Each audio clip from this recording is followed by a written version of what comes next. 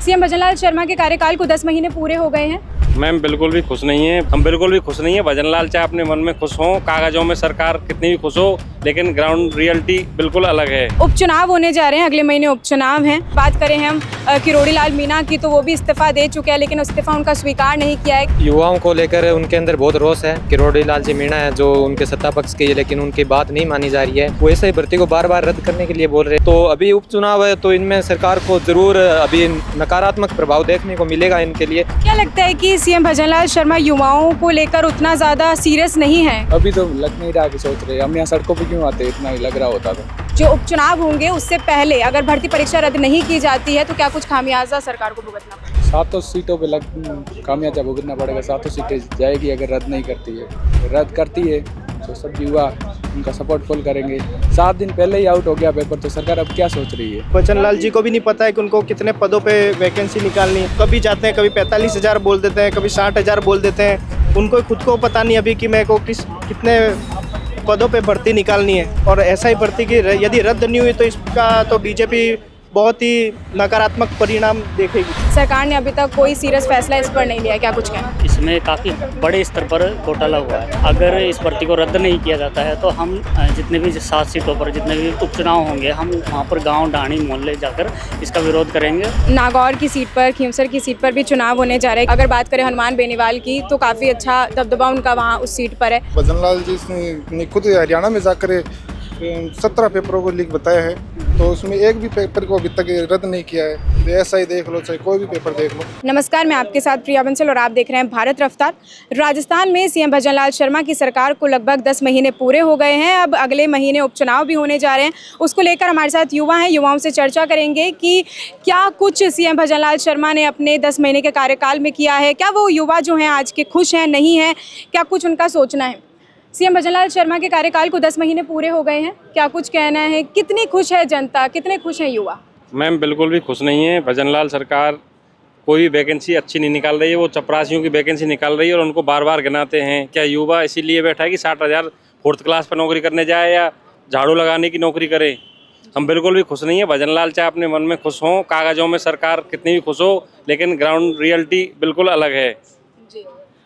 उपचुनाव होने जा रहे हैं, अगले महीने उपचुनाव हैं, तो क्या कुछ कहना है? क्योंकि अभी जो रणनीति है चुनाव की, वो अभी तैयार सरकार ने नहीं की है। कुछ ना कुछ अंदर खाने में गड़बड़ी चल रही है, लड़ाइयाँ चल रही हैं। बात करें हम किरोड़ी लाल मीणा की, तो वो भी इस्तीफा दे चुके हैं, लेकिन इस्तीफा उनका स्वीकार नहीं किया है। क्या सरकार का क्या लगता है, ब्यूरोक्रेट्स हावी ज़्यादा हो रहा है या फिर सरकार उसके ऊपर काम नहीं कर पा रही है? देखिए जी, युवाओं को लेकर उनके अंदर बहुत रोष है।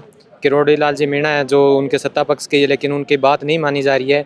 वो ऐसे ही भर्ती को बार बार रद्द करने के लिए बोल रहे हैं, फिर भी उनका जो बात है वो उनकी नहीं मानी जा रही है। तो इसलिए बेरोजगार युवा जो पीड़ित है, वो सब यही चाहते हैं कि ऐसे ही भर्ती रद्द हो। और बहुत दिनों से 2021 से लेकर अभी तक वो संघर्ष कर रहे हैं, बेरोजगार युवा संघर्ष कर रहे हैं।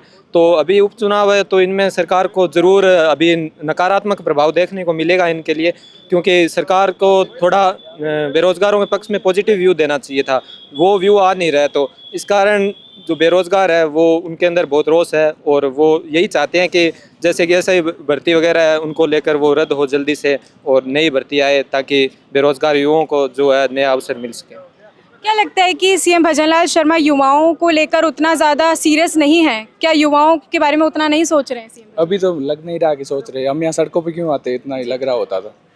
आप एसआई भर्ती परीक्षा की अगर हम बात की जाए, तो एसआई भर्ती में भी अभी तक रद्द नहीं किया, लंबा वक्त हो गया है। लगातार अभ्यर्थी परेशान हो रहे हैं, आंदोलन कर रहे हैं, आक्रोशित नज़र आ रहे हैं।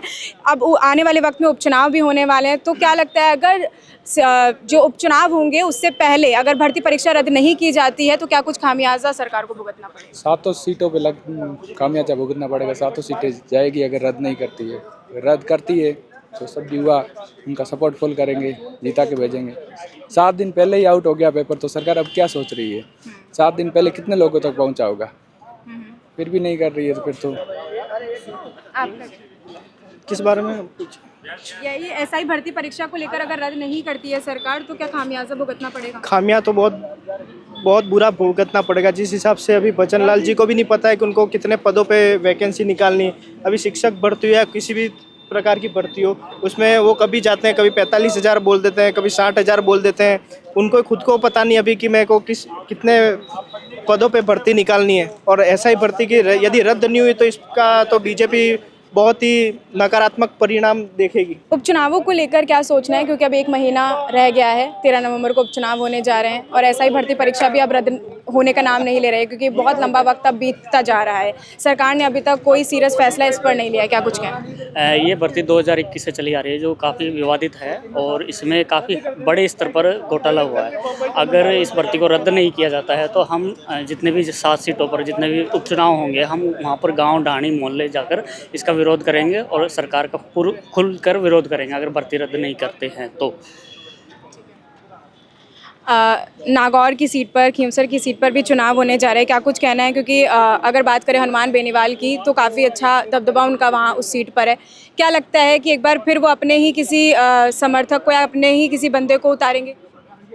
अब ये तो मैं क्या बता सकता हूँ उसके बारे में, बजरंग जी के बारे में। बेरोजगारी की चलो बात कर लेते हैं, आप युवा हैं, बेरोजगारी को लेकर क्या कुछ सोचना है, क्या कुछ कहना है? क्योंकि लगातार जो भर्ती परीक्षाएं वो तो पेपर लीक में शामिल हो ही रही हैं, पेपर लीक हो रहे हैं, पर अब क्या भर्तियां उतनी निकल रही हैं जितनी की उम्मीद एक युवा करता है? देखो, वैसे पेपर लीक की बात करें तो भजन लाल जी ने खुद हरियाणा में जाकर 17 पेपरों को लीक बताया है, तो उसमें एक भी पेपर को अभी तक रद्द नहीं किया है। ऐसा ही देख लो, चाहे कोई भी पेपर देख लो। और जैसे बेरोजगारी की बात की जाए तो कर्मचारियों की चतुर्थ श्रेणी की भर्ती निकाल रहे हैं, इसके तो लिए थोड़ी बात है। हम बीएड कर रखे हैं, एमए कर रखे हैं, हम चाहते हैं कि ग्रेजुएशन लेवल की कोई भर्ती निकाले। इसके लिए मैं कहना चाहता हूँ भजन लाल जी से।